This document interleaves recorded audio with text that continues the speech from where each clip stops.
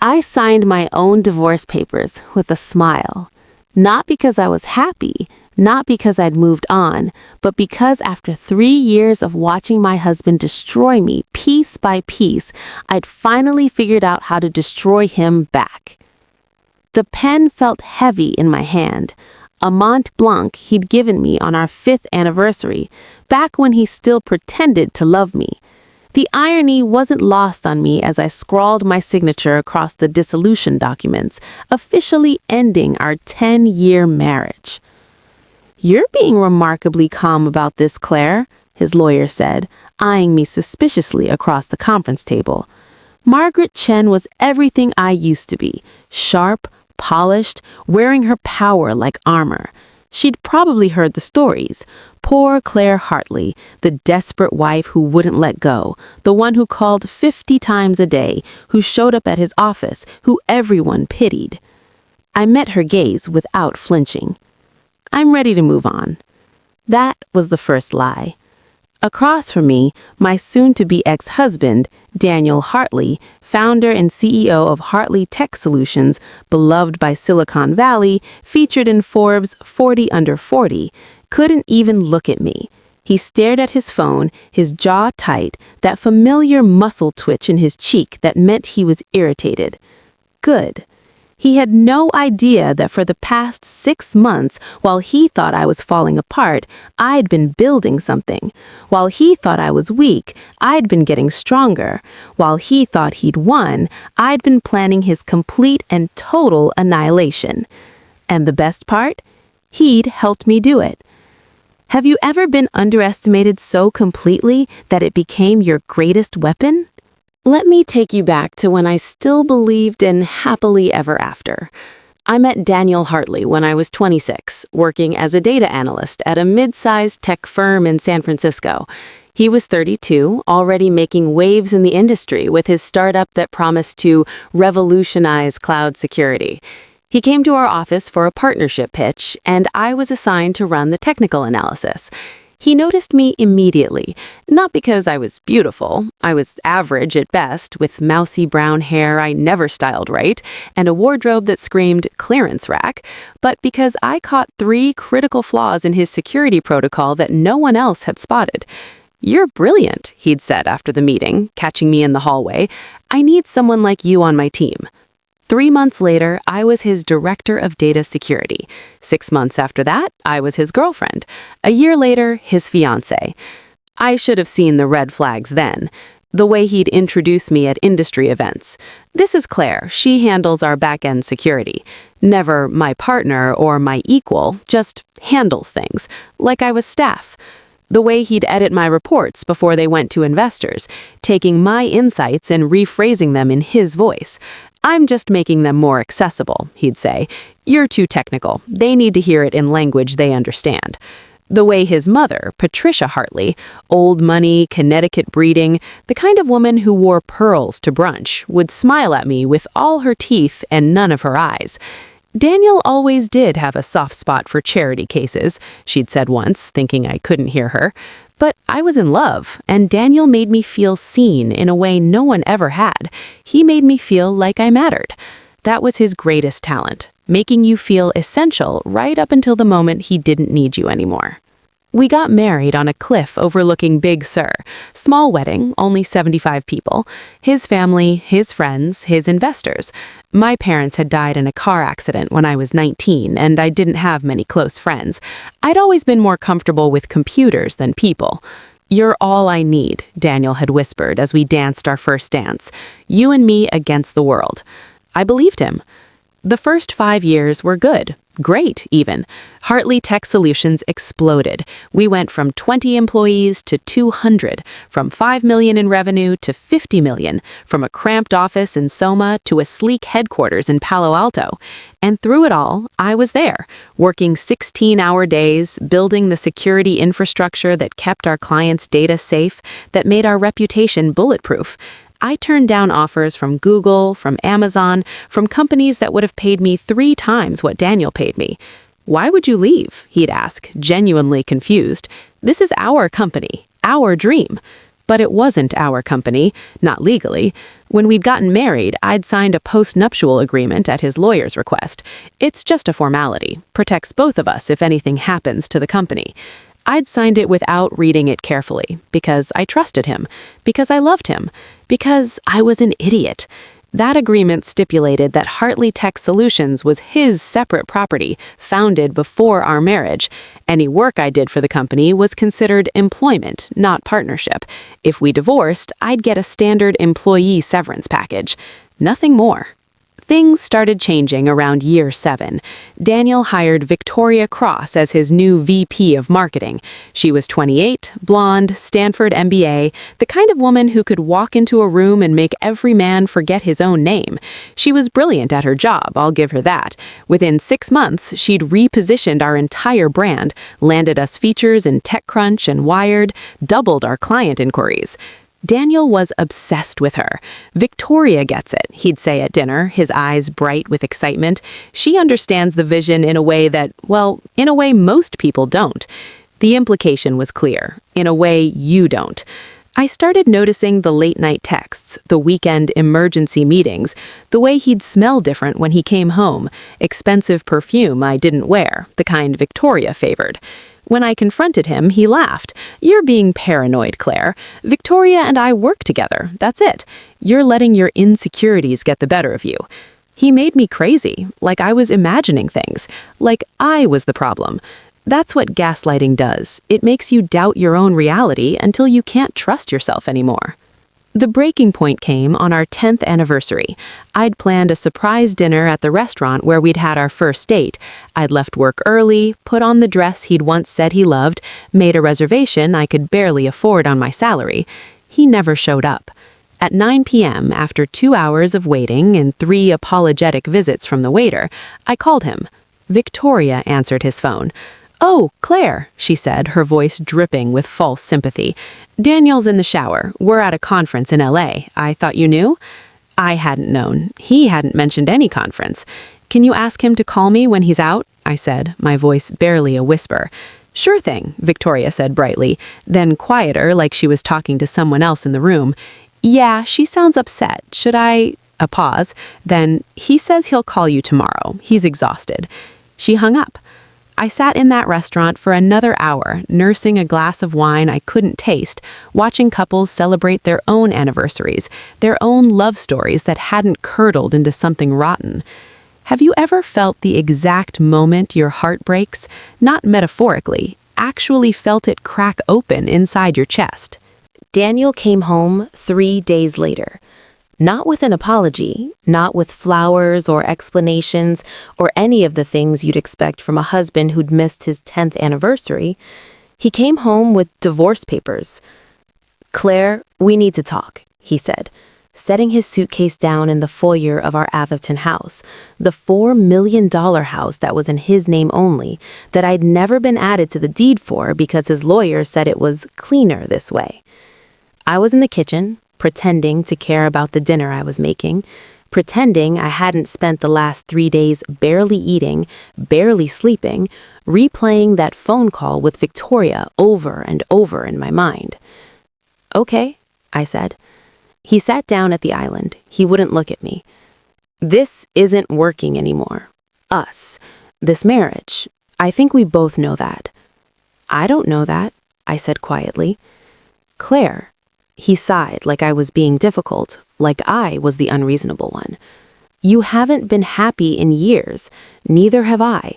We've grown apart. It happens." "Because of Victoria?" His jaw tightened. "This isn't about Victoria." "Isn't it?" "No."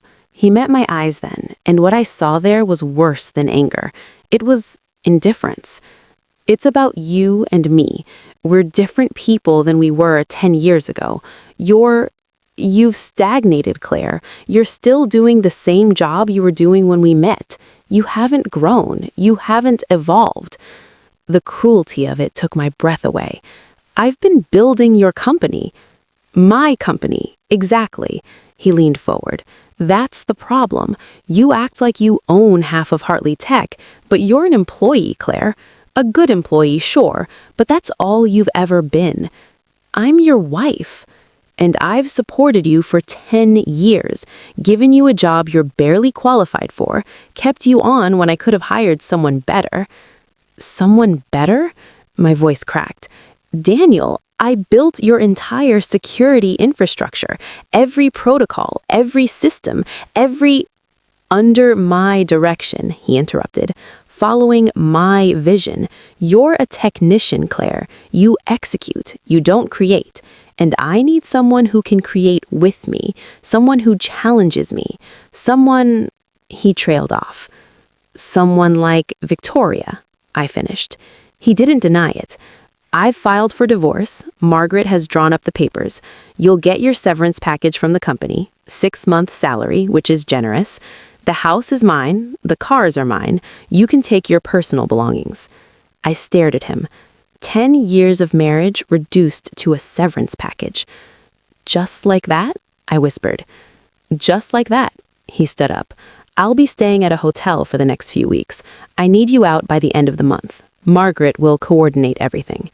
He walked out of the kitchen, out of our marriage, out of our life. And I stood there, spatula in hand, marinara sauce burning on the stove, and felt something inside me die. But something else, something harder, something colder, was being born. The next 3 months were hell. Daniel moved fast. He had Margaret file a motion to expedite the divorce, claiming irreconcilable differences and citing my increasingly erratic behavior as grounds for separation. That was the first time I realized he'd been planning this for months, maybe years. He had documentation, emails where I'd sent multiple messages without responses, which he framed as harassment, calendar invites to couples therapy sessions he'd never shown up to, which he framed as her refusing to accept reality, screenshots of text messages where I'd begged him to talk to me to work things out, which he framed as obsessive behavior. He built a narrative. Claire Hartley is unstable. Claire Hartley can't let go. Claire Hartley is a liability. And then he fired me.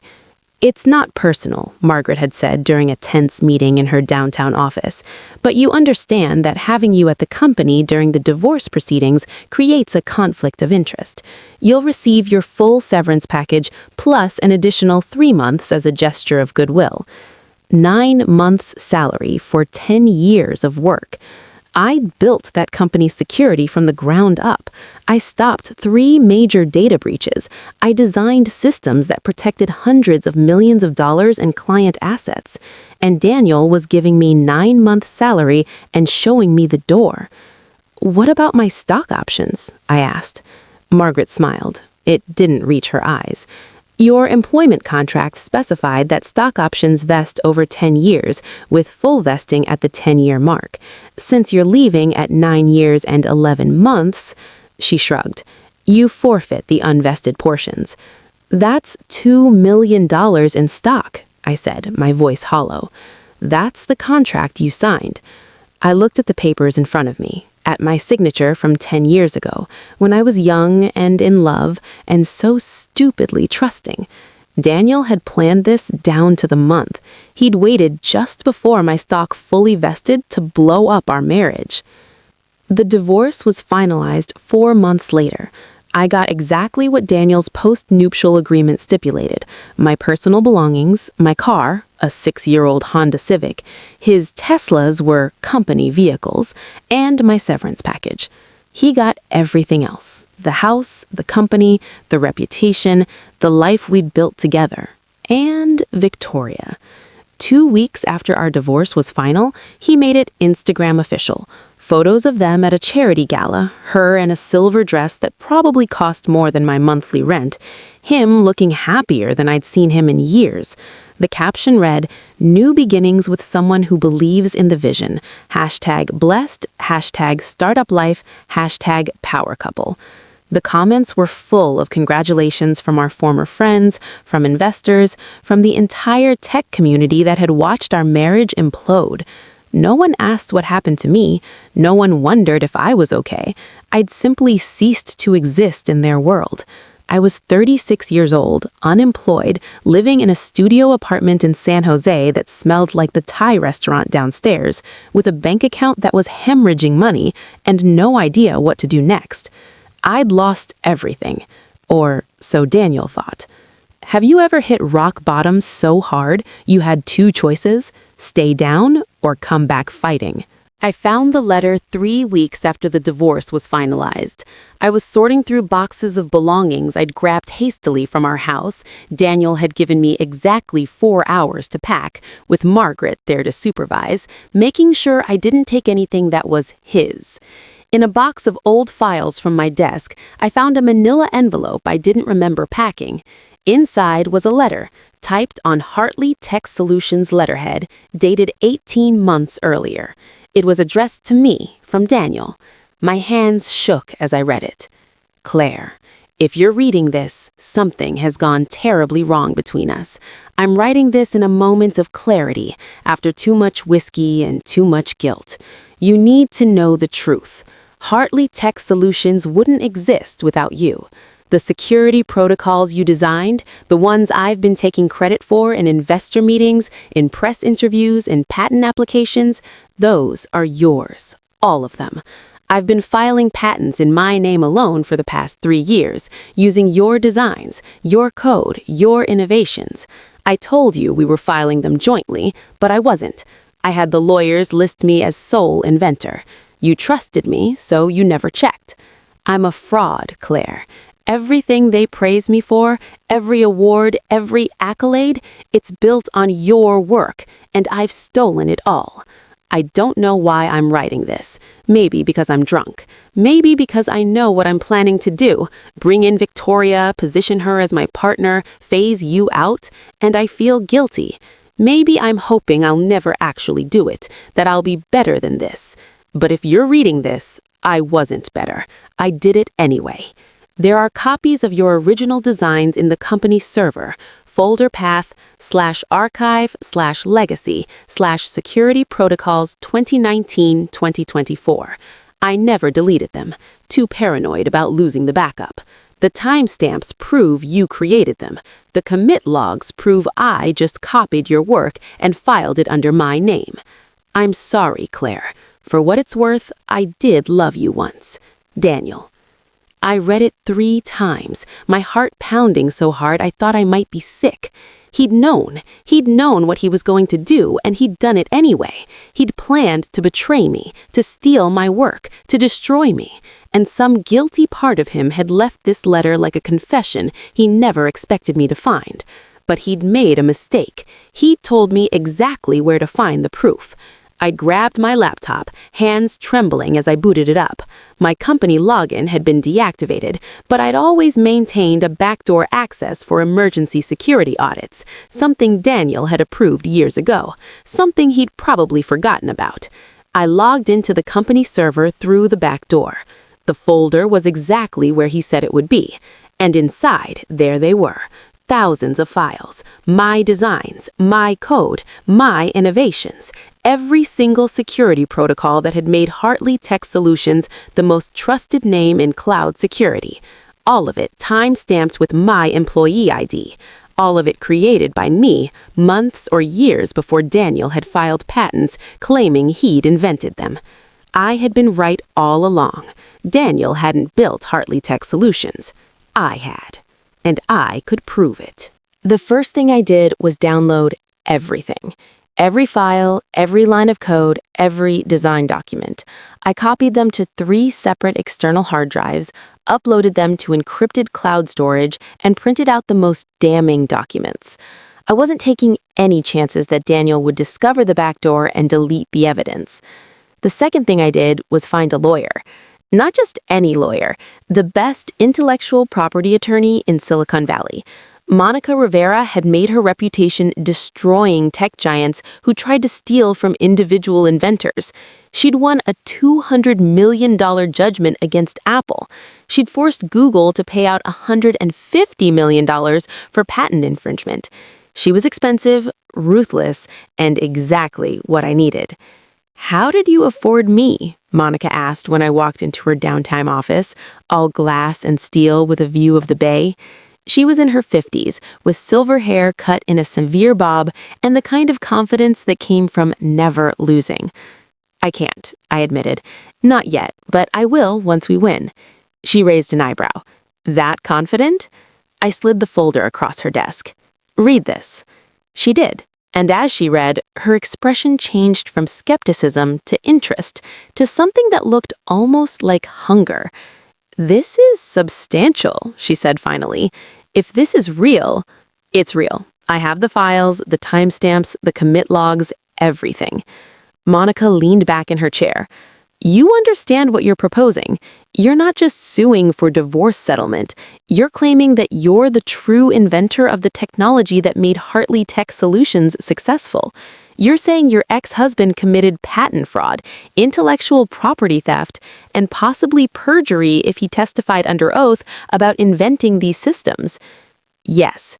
"This will destroy him, professionally, financially, legally." "Good." She smiled. It was the smile of a shark spotting blood in the water. "I'll take your case. 40% contingency fee. We win, you walk away with a fortune. We lose, you owe me nothing." I shook her hand. "Let's destroy him." But revenge wasn't just about lawyers and lawsuits. It was about rebuilding myself into someone Daniel couldn't recognize, someone he couldn't dismiss, someone who was more than he'd ever given me credit for. I started small. I got a job. Not in tech, not at first. I couldn't risk Daniel hearing about it and getting suspicious. Instead, I worked as a barista at a coffee shop in Mountain View, pulling espresso shots and steaming milk and pretending I didn't have a master's degree in computer science. It was humiliating, but it was also freeing. No one at that coffee shop knew who I was. No one pitied me. I was just Claire, the new girl who worked morning shifts and never complained.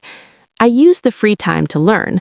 I took online courses in blockchain technology, artificial intelligence, quantum encryption, everything that was cutting edge, everything Daniel was trying to pivot Hartley Tech toward, but didn't fully understand. I reached out to old colleagues, carefully, people who'd left Hartley Tech before the divorce, who had no loyalty to Daniel. I asked questions, learned what he was working on, what his next big push was going to be. And I started building something of my own. At night, in my studio apartment, I coded, I designed, I created a security protocol that was 3 generations ahead of anything Hartley Tech had. Something that could protect against quantum computing attacks. Something that would make everything Daniel had stolen from me look obsolete. I called it Project Revenant, because I was coming back from the dead. 6 months into my rebuild, Monica called. "We need to talk. In person, now." I met her at her office. She looked excited in a way I'd never seen before. "I've been building our case," she said, pulling up documents on her large monitor. "Going through everything you gave me, cross-referencing with Daniel's patent applications, looking for inconsistencies. And Claire, this is bigger than we thought." "How much bigger?" "Daniel didn't just steal your work and file patents in his name. He's been licensing those patents to other companies. Hartley Tech's biggest revenue stream right now isn't actually selling their security services. It's licensing your protocols to other firms. He's made $47 million in the last 3 years just from licensing fees." I felt the air leave my lungs. $47 million? And that's just what I can document. There's probably more. Monica leaned forward. "Claire, if we can prove you're the true inventor, you don't just get credit, you get everything. The patents transfer to you, the licensing agreements become your revenue stream. Daniel has to pay back every penny he made from your work, with interest and penalties." "How much are we talking?" She smiled. "Conservatively, 80 million, maybe more. Plus punitive damages for fraud, which could double or triple that." I couldn't breathe, couldn't think. The numbers were so enormous, they didn't feel real. There's something else, Monica said.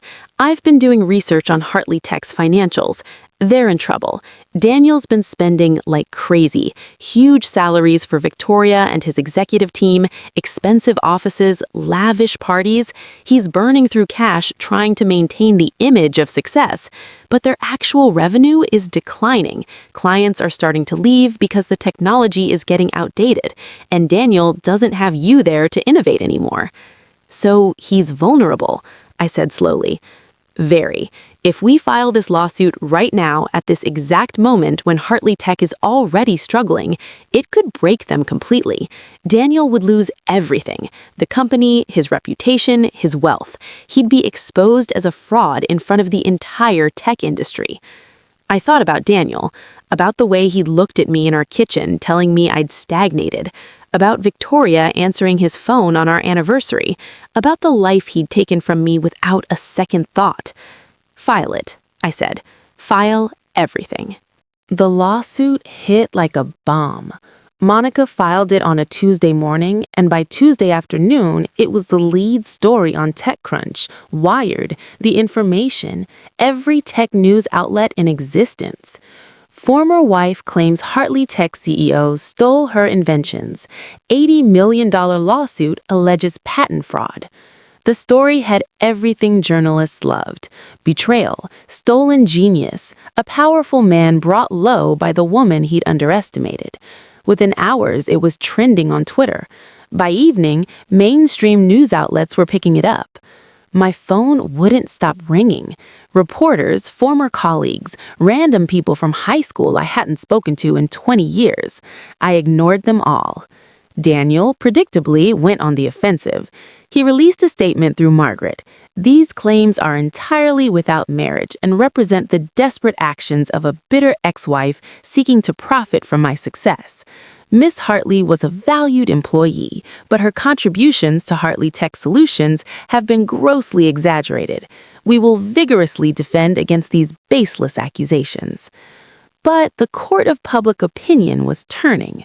People started digging into the timeline, noticing that Hartley Tech's innovations had mysteriously dried up after I left. Tech bloggers began posting side-by-side comparisons of patent filing dates and my employment records, pointing out that every major breakthrough had occurred during my tenure. Have you ever watched someone's carefully constructed lies unravel in real time? And then something unexpected happened. Other women started coming forward. Former female employees of Hartley Tech Solutions, emboldened by my lawsuit, began sharing their own stories. Women whose ideas Daniel had stolen in meetings, repackaging them as his own. Women who'd been promised equity and promotions that never materialized. Women who'd been quietly pushed out when they started asking questions. One of them was Jessica Park, a former senior engineer who'd left Hartley Tech 2 years before I did. She reached out to Monica with her own evidence, emails showing that she designed a key component of our authentication system, one that Daniel had patented in his name alone, one that was now generating millions in licensing fees. "I want to join the lawsuit," Jessica said when we met for coffee. She was younger than me, maybe 30, with tired eyes that said she'd been fighting her own battles. "I don't even care about the money anymore. I just want people to know the truth." Monica filed an amended complaint, adding Jessica as a co-plaintiff and doubling our claims. The narrative was shifting from bitter ex-wife to pattern of exploitation. Daniel's statement through Margaret became, "We are confident that the facts will vindicate Mr. Hartley and demonstrate that these allegations are part of a coordinated effort to damage his reputation and the company he built." But his confidence was showing cracks. I, meanwhile, was becoming someone new. With Monica handling the legal battle, I turned my focus to Project Revenant. I found a small incubator in Palo Alto that was willing to give me desk space and basic resources in exchange for equity in whatever I built. I pitched them my quantum-resistant security protocol. They loved it. "This is years ahead of anything on the market," said Thomas Chen, the incubator's founder, no relation to Margaret. "If you can actually deliver this, you're looking at $1 billion valuation." I can deliver it, I said, and I meant it. I started hiring, small team, 3 engineers I'd worked with before, people who'd left Hartley Tech because of Daniel's leadership and were hungry to prove themselves. We worked 18-hour days, coding, testing, debugging, refining, and we built something beautiful. Within 3 months, we had a working prototype. Within 4, we had our first client, a major financial institution that was terrified of quantum computing threats and willing to pay premium rates for protection. Within 6 months, my little startup had $5 million in revenue and inquiries from 24 more clients. I called it Revenant Security because I'd come back from the dead, because I was haunting Daniel's nightmares now. Tech journalists started noticing, started writing profiles. Claire Hartley's comeback, from divorce court to tech disruptor, and how one woman turned betrayal into a billion-dollar idea, and the real genius behind Hartley Tech. My LinkedIn profile went from 500 connections to 5,000. Investors started reaching out, wanting meetings, wanting to fund my next round. And Daniel? Daniel was panicking. I knew because his attacks became more desperate, more personal. He started giving interviews, trying to control the narrative, telling reporters I'd been unstable during our marriage, that I'd struggled with reality, that my lawsuit was delusional. But every interview just made him look worse, desperate, scared, good. Daniel's first real countermove came 7 months after I filed the lawsuit. I woke up one morning to find my email inbox flooded with messages, concerned notes from colleagues, links from friends, panicked texts from Monica. Daniel had posted something on Medium, a long, detailed essay titled "The Truth About My Marriage, Why I'm Finally Speaking Out." I read it with my stomach in knots. He'd gone nuclear. In the essay, he portrayed me as mentally unstable, obsessive, controlling. He claimed I'd been emotionally abusive throughout our marriage, that he'd stayed with me for years out of guilt and fear. He said I'd threatened to destroy him if he ever left, and that my lawsuit was the fulfillment of that threat. He included screenshots of text messages, carefully curated ones where I'd sent multiple messages without responses, where I'd begged him to talk to me, where I'd said things like, "You'll regret this," and "You don't know what you've done." Out of context, they looked damning. They made me look crazy. He even included a statement from a therapist, not our marriage counselor, but someone he'd apparently been seeing privately, who said that Daniel had sought treatment for trauma from an emotionally abusive relationship. The essay ended with, "I'm sharing this not to hurt Claire, but because I refuse to let false accusations destroy the company I built and the life I've created. Sometimes the truth is ugly, but it needs to be told." Within hours, the narrative began to shift again. Comment sections filled with people debating whether I was a visionary or a vengeful harpy. Think pieces appeared, questioning whether women were weaponizing the legal system to punish successful ex-husbands. My PR momentum stalled. Have you ever had your truth twisted into something unrecognizable by someone who knows exactly which wounds to press? Monica was furious but strategic. "We don't respond directly," she said. "That's what he wants, a he said, she said that makes you look defensive. Instead, we let the evidence speak." She filed a motion to compel Daniel to produce his complete therapy records, not just the cherry-picked letter from his new therapist, but everything, including notes from our marriage counselor that would show who'd actually been refusing to engage, who'd been gaslighting whom. She also subpoenaed Victoria's communications. If Daniel was going to claim my behavior was the problem, we'd show exactly when his relationship with Victoria had started and what they'd been saying about me behind my back. But Daniel wasn't done. 2 weeks later, Revenant Security's office received a cease and desist letter. Daniel was claiming that my quantum-resistant protocol infringed on Hartley Tech patents, the same patents we were in court fighting over, the ones I was claiming I'd actually invented. "He can't do this," I said to Monica. "Those are my patents. That's the whole point of the lawsuit." "He's doing it anyway," Monica replied grimly. It's a harassment tactic. He knows it won't hold up in court, but he also knows it'll scare your investors and clients. He's trying to strangle your company in its crib." She was right. Within days, 2 of my client contracts were put under review. 3 investor meetings were suddenly canceled. The incubator I was working out of started making nervous noises about liability and legal exposure. Daniel was using the uncertainty itself as a weapon. Then came the hack. I arrived at the office one morning to find my lead engineer, Marcus, white-faced and shaking. "We've been breached," he said. "Someone got into our servers last night. They copied everything. Our code, our protocols, our client list. Everything." My blood went cold. "How?" "I don't know yet. But Claire?" He pulled up logs on his screen. The intrusion came through a back door that shouldn't exist. Someone with deep knowledge of our systems created it. Someone who knew exactly where to look. I thought about Daniel, about how I'd learned his systems over 10 years of marriage, about how he'd learned mine too. "Can you trace it?" I asked. "I'm trying, but whoever did this was good. Really good. Professional level." I called Monica. "Daniel just stole my work again." She was quiet for a moment. "Can you prove it?" "I'm working on it."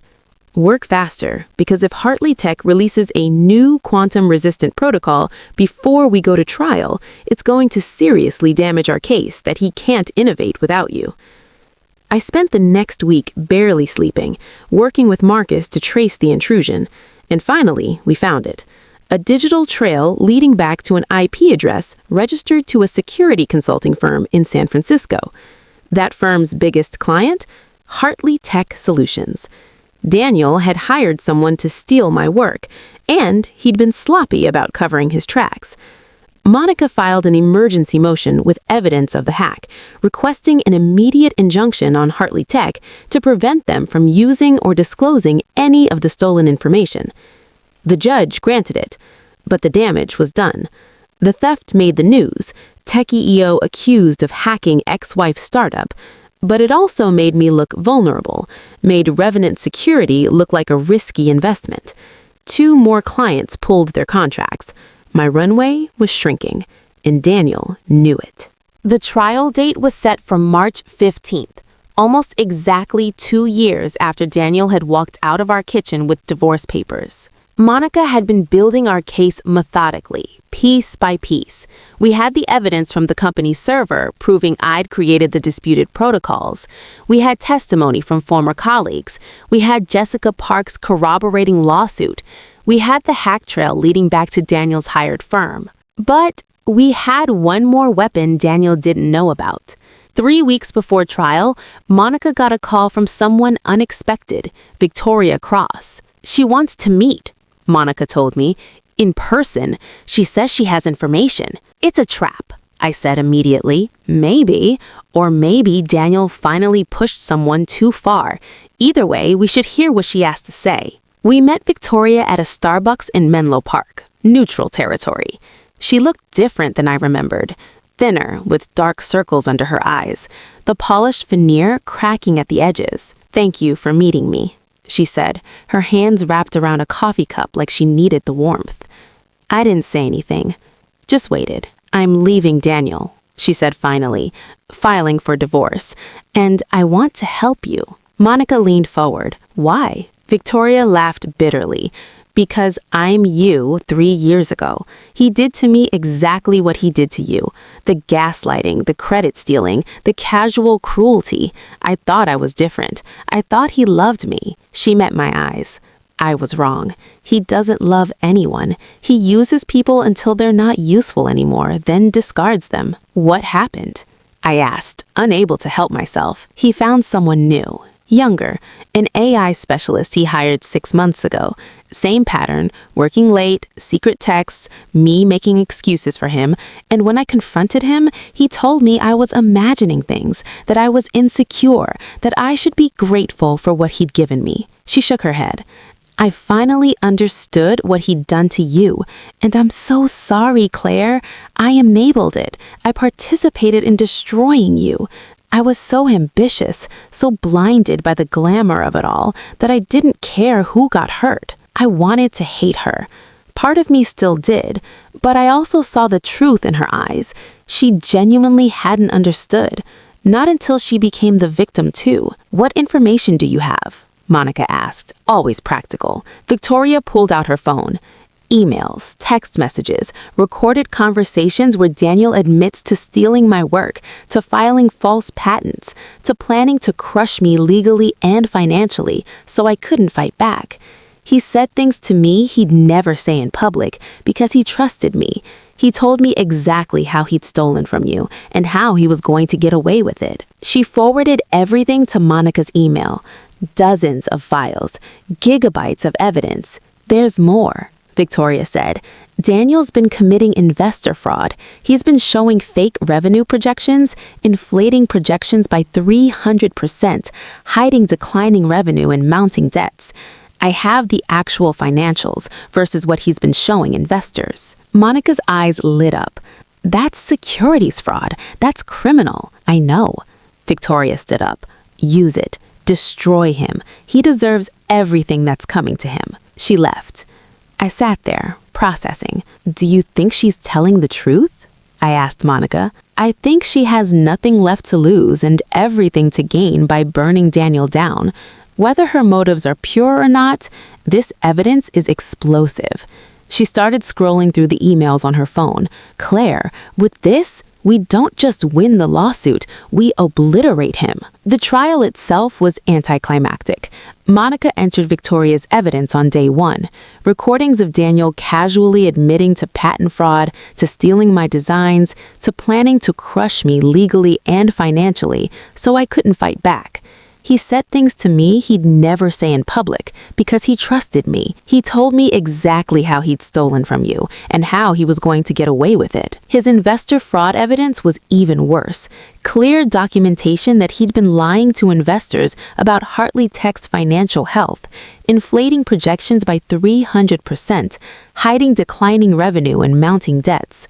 Daniel's lawyers tried to object, tried to claim the evidence was obtained illegally, tried everything, but Victoria had been his executive VP. She had legitimate access to all of it. By day 3, Daniel's legal team was in shambles. By day 5, they approached Monica with a settlement offer. "They want to settle," Monica told me during a recess. "Full admission that you invented the disputed protocols, transfer of all patents to your name, $120 million in damages and back licensing fees, public apology, and they'll recommend to the board that Daniel step down as CEO." "No," I said. Monica blinked. "No? I don't want a settlement. I want a verdict. I want a jury to hear everything Daniel did, to officially find him guilty of fraud and theft. I want it on the record, permanent and public, that he built his empire on stolen work. I don't care about the money anymore." I realized as I said it that it was true. I care about the truth. I care about every woman who's going to work for a Daniel Hartley in the future, who'll be able to Google his name and see what he really is. I care about making sure he can never do this to anyone else. Monica studied me for a long moment, then smiled. "Okay, let's finish this." The verdict came on March 28th after 6 hours of jury deliberation. Guilty on all counts. The jury found that Daniel had committed patent fraud, intellectual property theft, breach of fiduciary duty, and civil fraud.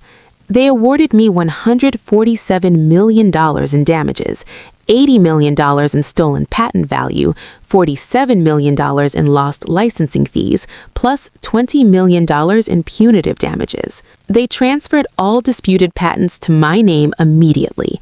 They ordered Daniel to issue a public correction of the record, acknowledging my role as the true inventor of Hartley Tech's core security protocols. And they referred the case to the U.S. Attorney's Office for potential criminal prosecution for securities fraud based on Victoria's evidence. Daniel sat stone-faced as the verdict was read, his lawyers scrambling to file immediate appeals. But we both knew it was over. He'd lost, and I'd won. The aftermath was swift and brutal. Hartley Tech's board of directors removed Daniel as CEO within 48 hours of the verdict. Their statement was cold and corporate. The board has lost confidence in Mr. Hartley's leadership and judgment. We are committed to rebuilding trust with our stakeholders and moving forward under new management. Investors fled. Stock price crashed. Within 2 weeks, the company was in bankruptcy proceedings, being picked apart by vultures for whatever assets remained. Daniel himself disappeared from public life. No more conference keynotes, no more TechCrunch profiles, no more Forbes lists. His social media went dark. Rumor had it he'd moved to Montana, was living off whatever money he'd managed to hide from the judgment. Victoria got her divorce and a hefty settlement. Turned out Daniel had violated his prenup by committing fraud. She used the money to start a nonprofit supporting women in tech who'd experienced workplace discrimination and IP theft. She sent me a note. "I can never undo what I did to you, but I can try to make sure it doesn't happen to others. Thank you for showing me what real strength looks like." I didn't respond. Some wounds don't fully heal, but I could appreciate the gesture. As for me, the $147 million hit my account on a Tuesday in May. I stared at the balance for a full 10 minutes, trying to comprehend the number. I paid Monica her contingency fee, $59 million, which she'd earned 100 times over. I paid off every debt I had, donated a generous sum to organizations supporting women in STEM, set up a scholarship fund at my university for female computer science students, and I invested the rest in Revenant Security. With my patents now officially mine, with the vindication of the verdict behind me, the company exploded. Clients who'd been scared off by Daniel's legal threats came flooding back. New clients appeared daily. Within 6 months, we'd raised a Series A at a $500 million valuation. Within a year, Revenant Security was the fastest growing cybersecurity company in America, and I was its CEO. I'm 40 now. 4 years have passed since Daniel walked out of our kitchen. I run a company with 200 employees. I've been featured on the cover of Fortune, Forbes, Fast Company. I gave a TED Talk about innovation and resilience that's been viewed 15 million times. I bought a house in Palo Alto, not the one Daniel and I shared, but a better one. Modern, clean, filled with light. It's in my name only. Every brick, every window, every square foot belongs to me and no one else. I date occasionally, carefully. I've learned to spot the red flags I missed before, to value myself enough to walk away at the first sign of someone trying to diminish me. But mostly, I focus on my work, on building something that's truly mine, on mentoring young women in tech who reminds me of my younger self. Brilliant but uncertain, powerful but not yet aware of it. I teach them what I learned the hard way, that your value doesn't come from who you're attached to, that being underestimated can be your greatest weapon, that revenge isn't about destruction, it's about becoming so undeniably successful that their existence itself is proof they were wrong about you. Sometimes, late at night when I can't sleep, I think about Daniel, wonder where he is, what he's doing, if he ever thinks about me. Wonder if he realizes that by trying to erase me, he created his own downfall. Wonder if he understands that I wasn't his enemy until he made me one. But mostly, I don't think about him at all. Because the best revenge isn't making your enemy suffer. It's building a life so full, so successful, so completely your own that they become irrelevant to your story. Daniel thought he was the hero of our narrative, but he was just the villain of mine. And I was always going to be the one who won. So here's my question for you. When someone betrays you, steals from you, tries to destroy you, do you stay down and let them win? Or do you come back so strong, so undeniable, that their name becomes a footnote in your success story? What would you have done in my position? The aftermath was swift and brutal. Hartley Tech's board of directors removed Daniel as CEO within 48 hours of the verdict. Their statement was cold and corporate. The board has lost confidence in Mr. Hartley's leadership and judgment. We are committed to rebuilding trust with our stakeholders and moving forward under new management. Investors fled. Stock price crashed. Within 2 weeks, the company was in bankruptcy proceedings, being picked apart by vultures for whatever assets remained. Daniel himself disappeared from public life. No more conference keynotes, no more TechCrunch profiles, no more Forbes lists. His social media went dark. Rumor had it he'd moved to Montana, was living off whatever money he'd managed to hide from the judgment. Victoria got her divorce and a hefty settlement. Turned out Daniel had violated his prenup by committing fraud. She used the money to start a nonprofit supporting women in tech who'd experienced workplace discrimination and IP theft. She sent me a note. "I can never undo what I did to you, but I can try to make sure it doesn't happen to others. Thank you for showing me what real strength looks like." I didn't respond. Some wounds don't fully heal, but I could appreciate the gesture.